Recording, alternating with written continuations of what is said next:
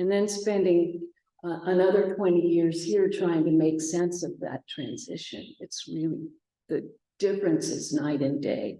And so I'm going to just read a few poems from the book. We'll have a launch at Buxton sometime in the fall when I know when it's safe to schedule things. Okay. Thank you for the introduction. And I want to say what a privilege it is to open for Rebecca Aronson. I can't wait to hear her. So this is about growing up here, my wasted teenage years. It's called 3 Questions. Yo, Johnny, hey man, did you get off? Peering through the thick blue haze of a badly rolled joint at the white line winding around that skinny Blue Ridge Road, trading your usual breathless insults with the one who survived, laughing in an explosion of sweet smoke and letting the cherry fall. You took the bait, and death took you on the ride of your life, rolling your Mustang into the bare dogwoods of St. Valentine's night, Johnny, rolling you right into the bony arms of the champion of your solitude. In the final adrenaline rush, Johnny, did you get high? God, Janet, you were such a bitch. How bravely you twisted against the choking corset of Southern womanhood, making them ugly ass paintings and paying the rent on your back. I know our men out here are pretty conventional, but did you have to go kissing that tree? Death lurks in the trees. Anybody can see him out there in the swamp lightning, but only the desperate see him beckoning in the headlights, offering the ultimate seduction in the warm primordial mud. Janet, I gots to ask you, was death a good book? Oh, Bonnie, honey, you chased and flirted with death so much. Dope, tequila, cigarettes, violent husbands, and fast cars. You never expected him to turn and notice you the way he did, huh? And court you long and hard and steady, and with the confidence of a true Romeo that ultimately he would take you. And now that you finally had his interest, suddenly he didn't seem so sexy anymore, and you resisted his force like a palm tree in a hurricane until you became a bare stick, your lovely fronds and coconuts all gone. And with death hotter than ever for a bride without vanity, did you finally marry for love, Bonnie darling, in the end? So fast forward to Los Angeles, Martin Luther King Hospital, where I lived for 3 years with the smartest, funniest, and most well-rounded man I'd ever met. We moved there for him to engage in continuing education at the emergency room at the height of the Cribs versus the Bloods wars. And in this poem, I try to get into his head as he's in the middle of a shift in that ER. A few years after our divorce, I went back there as a volunteer interpreting Spanish and also making sure the trauma side, the surgery side of the emergency room had stuff like catheters and syringes in the cubbies for the nurses to get hold of when they were in a hurry. Anyway, this is called Red Side Blues. It's a sestina. Chaos rolls the ER at full moon when the streetlights cast no shadow. Homeless guy talking a blue street. Is he hearing voices? Only on Mondays. Fine, as long as they don't tell him to kill somebody. Crips and Bloods, every night a bloodbath. Bloody blue blazes. It's a simple question, sir. Tell me, what in blazes? Never mind. Get him up to psych. God, do I hate the full moon. Get restraints on that OD in 3, please. Do a blood type and cross on the stab wound in 5. See that shadow on 6's chest x-ray? Get a consult, please. Sunday to go, Monday can't come soon enough. Check the red streak up her leg in 2. Run this up to micro, and we'll need a streak on 4's throat, and good luck. Place will be ablaze before those guys get a move on in the lab. Okay, Steve, see you Monday. Where did all these Gomers come from? Typical full moon, women birthing on gurneys in the halls. 2 interns to shadow us from USC, really? Please, no more spoiled blue-blooded brats, not tonight. Gunshot wound to the head, bloody brain matter out of his left ear. No more Lucky Street for this banger. Full moon, black and blue shadows. Next week I'm all hello sax. Jazz at the Oliphant blazes in a different kind of pot on the full moon. What you think, another dead banger by 10? Monday, I can't forget the DMV. What else on Monday? Damn it, the trach tube won't go in. Is that blood gas back yet? Folks, here's our next banger, full moon gang war, awesome. GSW leg, prisoner, face bloody. Deputy, be nice to my patient or get the fuck out of my ER. Jean, take a look at the shadows on this MRI. They always wait too late to bring their shadows to the ER. Get a head CT on that prisoner, please. What else on Monday? Taxman? Chopper over the parking lot, searchlight blazing. That one with his face bashed in, sleeve all bloody. He goes to pediatrics. Never saw such a killing street. Thank God it's just once in a blue moon. Sun up at last, tall shadows, dewy windshields, round smoggy moon. Fresh air blazes my eyes into bloody coals. Nobody's keyed my ride. Bed soon, Monday's 2 streaks of dawn away.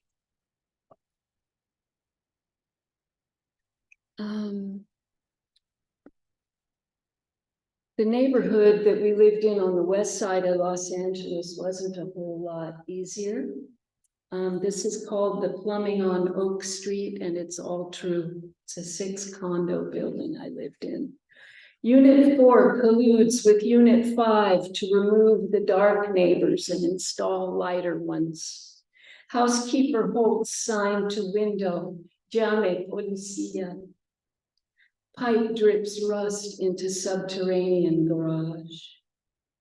Nice law student in Unit 6 floats in her trust fund bubble above her husband's kitchen drug business. The kids always with breakfast in their hair. Dark trickles from front gate to apartment door. Newlyweds in Unit 3 always flash the oversized flat screen, the infinity, the Dolce Gabbana, nasty gossip following their big white hellos. In Unit 2, the ceiling light is hemorrhaging. Unit 1, absentee owners, 7 years behind on the regime, pay the judgment upon sale to another family from the Mooney wedding. Upstairs, the tub is filling from the drain. The child in Unit 2 screams constantly, interesting the authorities, in turn causing strife with Unit 6. A breadcrumb trail shows the way. Plumber says, lady, for this you need a priest. I'm aware of the time, and so I'm going to finish. I can't quite decide, so I'm going to go with my gut.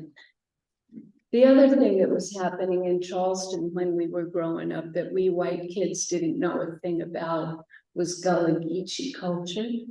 And Marjorie Wentworth did a project with the famous and wonderful South Carolina painter, Jonathan Green.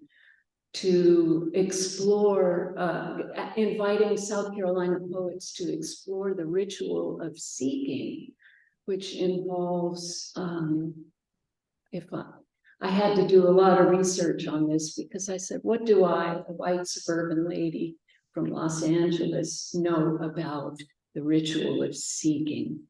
It's a rite of passage that Gullah Geechee children undergo before they can be baptized, is my understanding. And so I did research, and this is a redaction poem based on accounts of two South Carolinians of their own experience in the forest, awaiting their spirit, their encounter with their spirit guide. So I had looked and looked and looked to get names for the people whose accounts I'm drawing from. The internet has been around a long time and I just can't find it, regrettably, but I will someday and give them full credit. It's called Crossing. And with this, I'm going to step down and turn the podium over to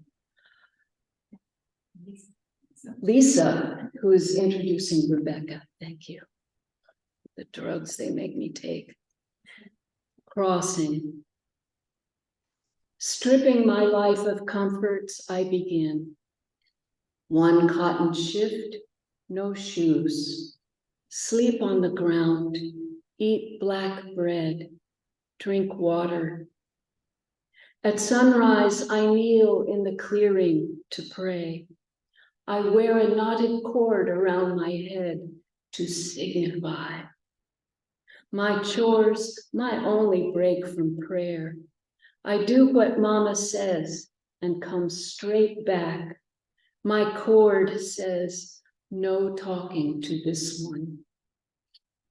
Alone in the wild, with the spirit and the book, I dream only God and the ones who lead me toward him. Bare feet, cotton shift, black bread. I find a rough pine branch to talk to. My echoes sing me the book, the light. Oh, my guide, be revealed to me. I am alone, but not alone. See me along my journey. See into my dreams. My child, do you not green with? So fiery and waving, so time, where we eclipse never fall sweet. So speaks my guide, and I understand. Heron track, white-tailed buck speak also. Rough stick, black water. I do not cross until I have my name.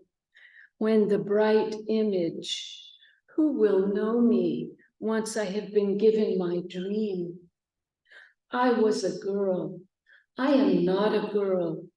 I do not know what I am.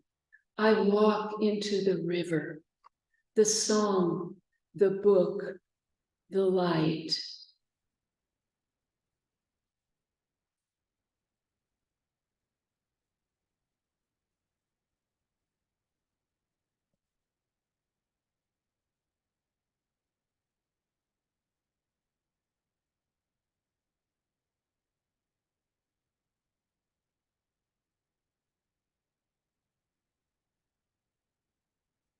So beautiful and haunting. Another round of applause.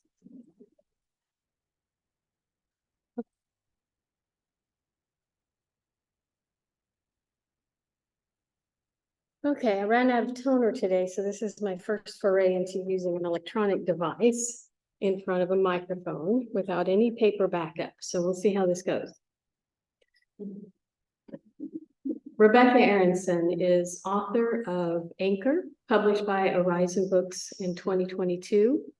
Ghost Child of the Atlanta Bloom, which won the 2016 Horizon Books Poetry Prize, was also a finalist for the 2017 Arizona and New Mexico Book Awards, and also won the 2019 Margaret Randall Book Award from the Albuquerque Museum Foundation. Her debut collection, Creature, won the Maine Traveled Roads Poetry Prize in 2007.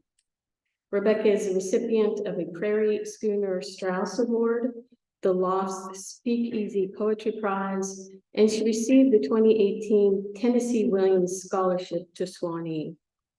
Aronson is co-founder and host of Badmouth, which is a series of words and music that runs out of Albuquerque.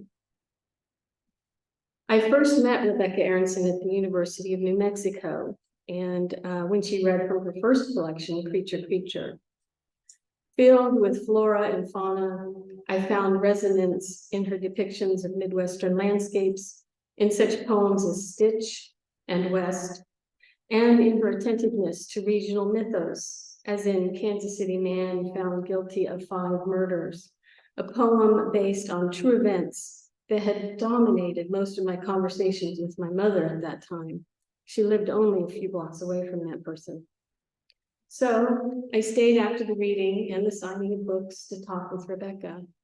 We sat on blue-gray upholstered metal chairs, talking together as if old friends, and connected over poetry, our shared experiences of the Midwest and high desert, of teaching and of motherhood, and we promised to keep in touch. That way people always intend, even knowing that responsibilities and obligations will invariably interfere.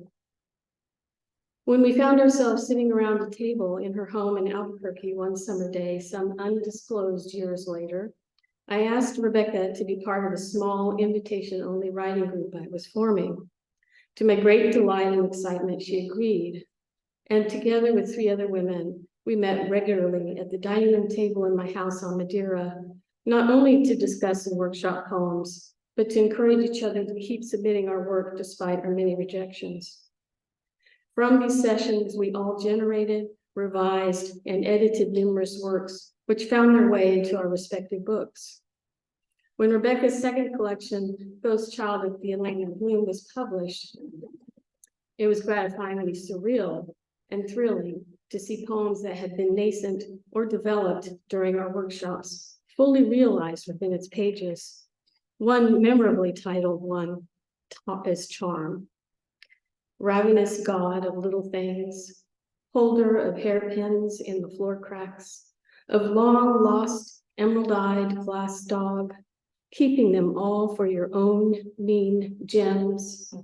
What luck you must have offered the rough grass when, in a lawn, a door slipped open, objects tumbled into your inestimable mouth to stick between your ribs. They gather companions and are themselves worlds inhabited by worlds, and somewhere, fixed to that dog's golden collar, a seed pearl in which a kite string unceasingly unwinds. Rebecca's newest collection, Anchor, has been lauded as splendid by poet and mutual friend Sidney Wade, who describes the book's subject matter as magicked into beautiful balance in a stunning juggling act which holds opposite forces spinning and gleaming in the empty air, gravity and flight, body and spirit, absence and presence, love and grief, and is beautifully rendered in the epistolary poem titled one of them called Dear Gravity, which begins, "At night, I think about you just as I think about the moon, how it pulls my body's rhythms into shapes I live by but never asked for. You dislodge an old man from his own center, my father subverted. You and the moon meddle and distort. I'm very pleased to introduce to you and welcome my dear friend, accomplished poet Rebecca Aronson."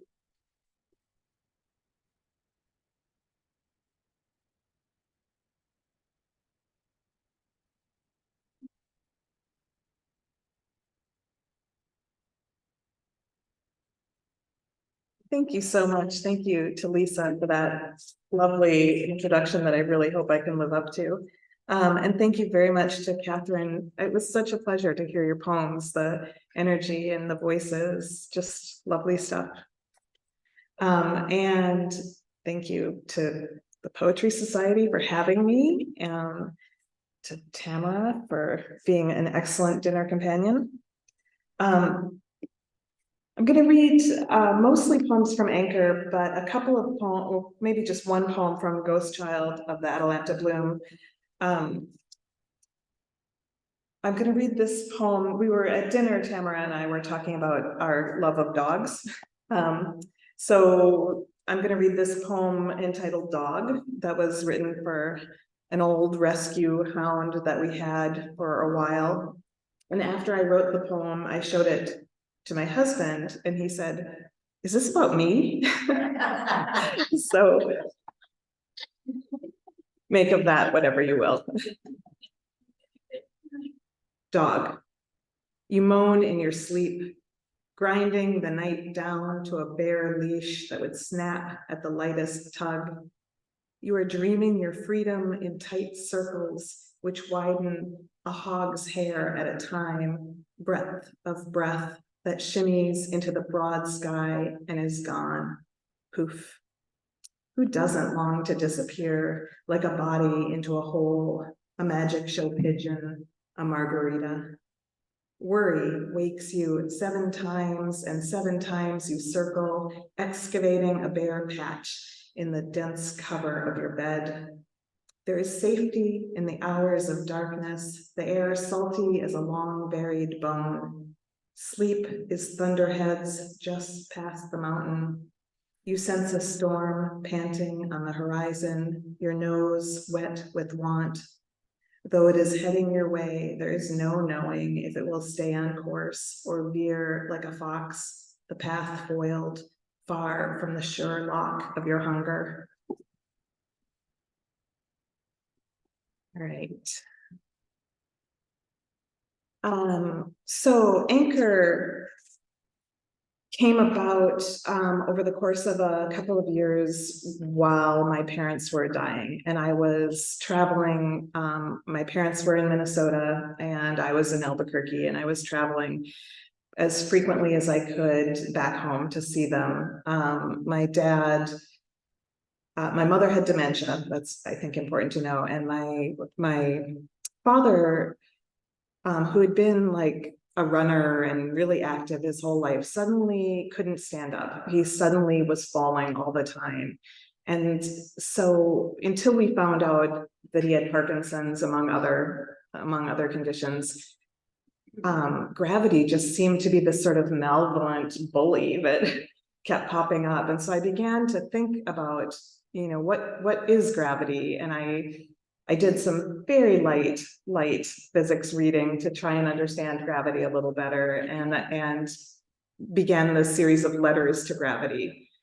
So the spine of this book is a handful of poems that are all titled Dear Gravity. So I'm going to read a handful of those, and I'll try and throw some lighter stuff in there too.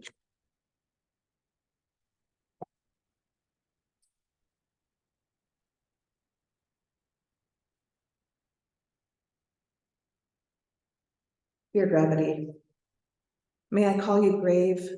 An old tree falls after long weakening, after years of unseen hollowing, and it keeps falling, rotted core turning to damp dust, becoming earth. The body its own trench. At the doctor's office, the nurse says, "I've grown shorter, only natural." I stare hard, but can't wipe the pleasant smile off her face.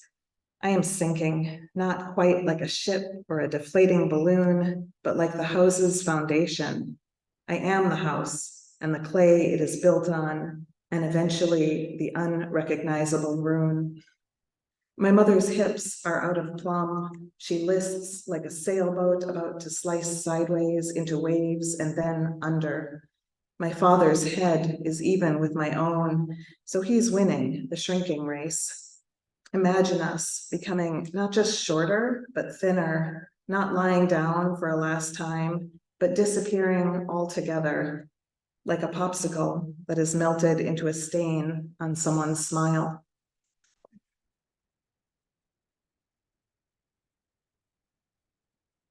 In the last year of his life, and really at the last moment that it could have been possible, my father, who had a lifelong love of travel and of Italy in particular, asked me and my siblings to go with him and my mother to Italy one last time. So though he could barely walk, that tough guy managed about 5 miles a day with his cane shuffling around. And my mom thought we were in Paris the whole time, but and so this is from that trip, San Stefano. It won't be the cancer that kills you, the doctor said. And it was, and it wasn't. But while you lived with it inside you, it was the cancer that consumed the space of your worry. At San Stefano, we walked through the Sette Chiese at different paces.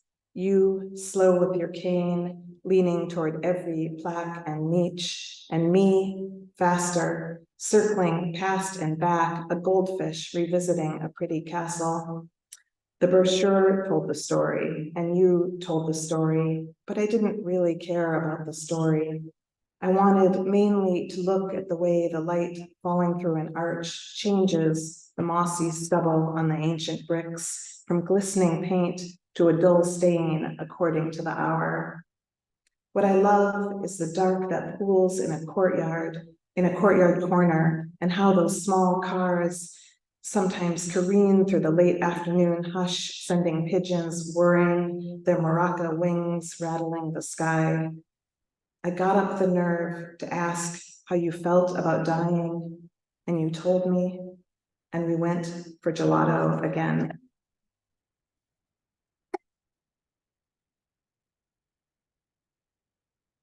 Does it sound okay? Is it echoey? It's okay. Okay. I could never tell.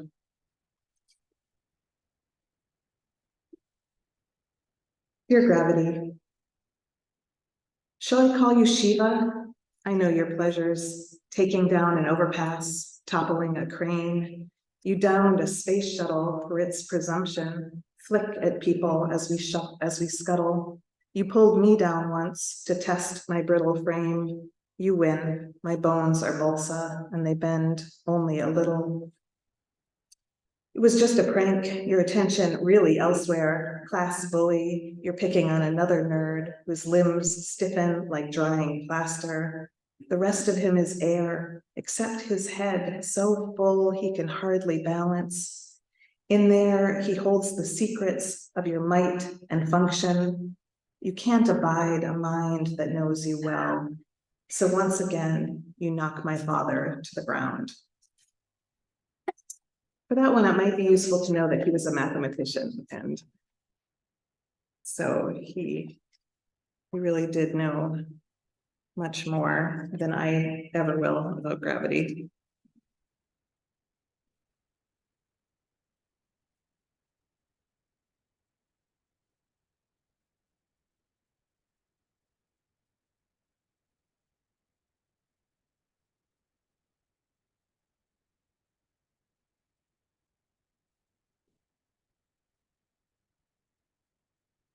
Dear Gravity, my father in his bed is a wrinkle among thin blankets, his breath an engine turning over. His arms go up sometimes in his ungentle sleep, as if to protect the eggshell of his skull, as if he is hiding under the desk of the world and the sirens have begun to blare. Dear Gravity, I cannot say he doesn't float, despite this heaviness. He drifts in a half sleep, speaks in a half tongue, such dreaming only the dying can do.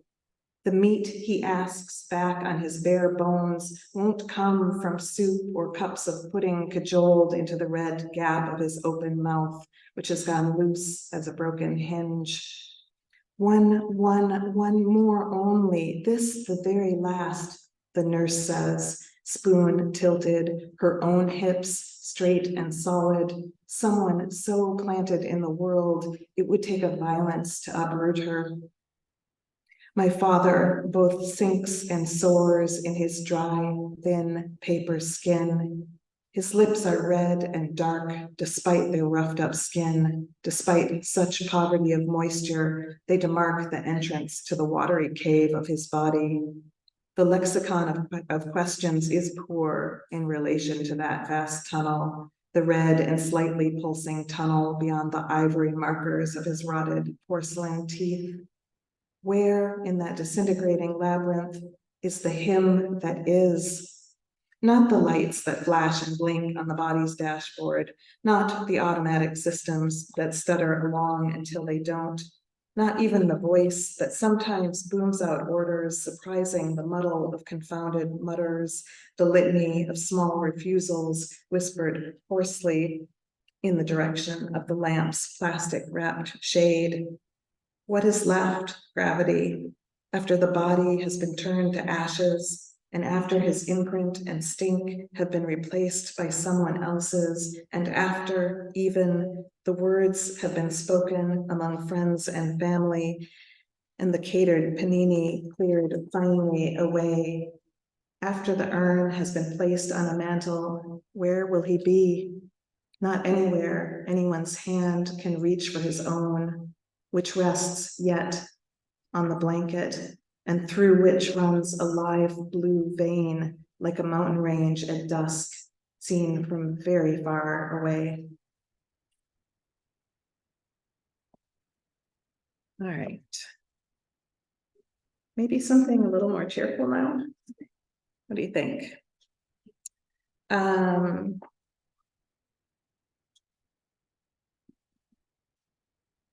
me go back to my rebellious youth for a bit. This poem is called The Dress I Loved, and it is, in fact, about a dress I loved. The dress I loved had a ribboned hem and vertical stripes where light flowed through it. Wearing it, I was a grove of shadowed birch, a waterfall's scattered refraction, a vine growing out of the hard wall of a mesa. Explorers asking the way to the city of gold, casino, believed I was pointing them in the right direction. At parties, the dress became guardian of the names of secret lovers and unsayable desires. When I walked the dress to work, the sidewalk sidled alongside, bumping my leg like a needful dog. If I allowed a hand to follow the long spine of the zipper, my shoulders slid like stones, blades blurring as if rain, as if a forest turning night. The dress was never tight, no matter how many particles I swallowed. When I wore it, my face became like the memory of a face, unfixed, but probably smiling. The dress was a year of seconds, a hill made of spears of grass that slight breezes kept undoing. The dress was a wish I made as a child, the one my tongue held long after the ripples around the splash subsided.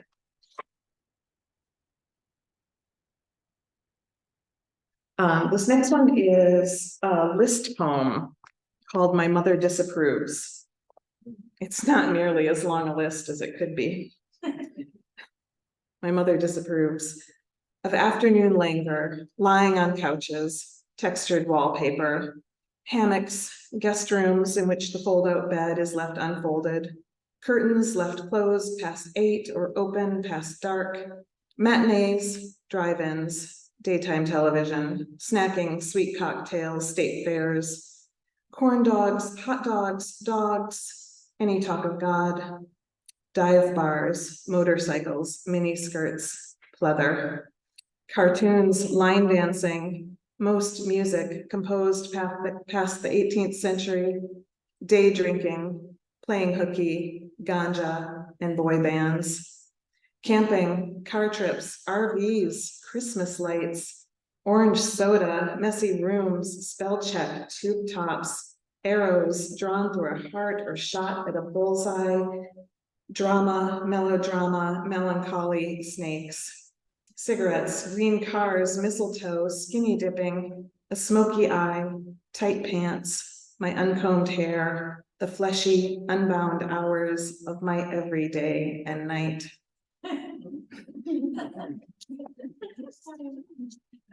All right, let's see. How does 2 more sound? Yeah? Okay. I'm gonna use you all as guinea pigs. I'm gonna try out a couple quite new poems so you can You can boo if you need to.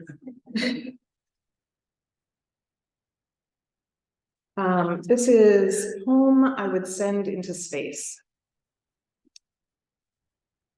Through a long childhood of visits to planetaria, observatories, dark sky centers across a scattering of cities, I refused somehow to retain the names and positions of nearly any single body of that vast wonderment of nothingness and teeming light. I would drift into the projected astral plane, dreaming already among the weightlessness and sparkle, wearing a cold veil of stardust, breathing the lost particles of all that ever was or would be. I don't know the age of the universe, can't name more than a couple of constellations. I wouldn't trust myself to navigate by North Star, Venus, or even the sun. Not for lack of anyone trying to teach me, not for lack of love of looking, gaping into a star-flecked expanse from any car hood or blanket or beside a dying campfire, stumbling along a faintly trampled path in an unfamiliar country spot, away from all the city's leaking luster. I'd see the real deal night sky, still watered down with urban glow, but more than my vision's usual command. And there I am, riveted in place, neck bent back like I am hung there, a mere stunned speck, mouth breathing, pupils no doubt dilating as if to swallow it down, the overwhelm. A student says, contemplating space sends him into a tightly curled ball, frightened by his own lack of magnitude, by his own, our own want of mattering. I nod my own relief. There's more than we could wreck. There's everything still out there, out of reach.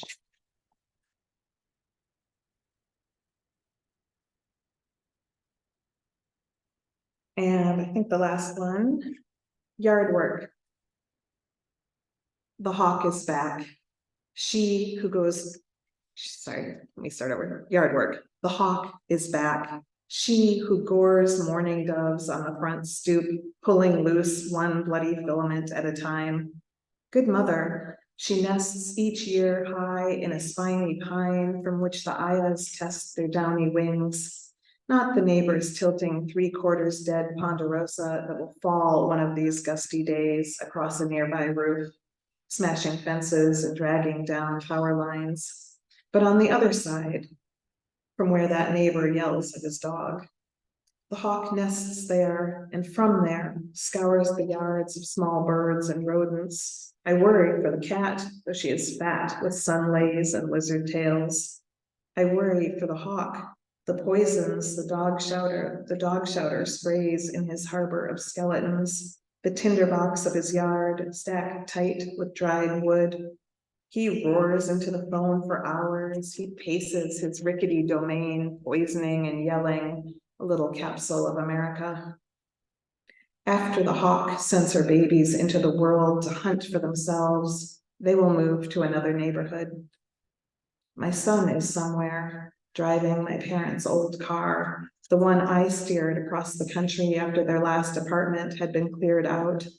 It's not so old, really, but there are cranks for the windows and just a radio, no screens or parking help or Bluetooth anything, while I wander the perimeter of what I think of as mine. He's out there with the shouters and the poisoners and the other fledglings, and I am here, digging out one deeply rooted weed at a time, watching the mother hawk as she swoops and returns, carrying her wounded offering from margin to margin. Thank you.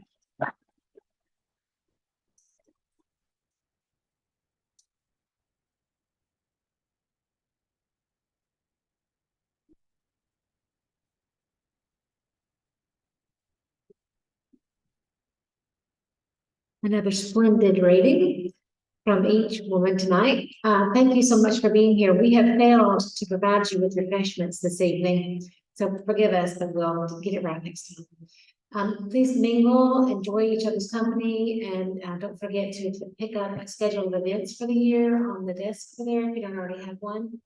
And join us again next month, where Eugene Platt will be the opening reader for our next guest. Thank you, Eugene, for being here tonight. And everyone, check out the books. Brixton Books has back there Rebecca's wonderful books for you to pick up. Oh, seminar, 10 o'clock tomorrow, here. Thank you.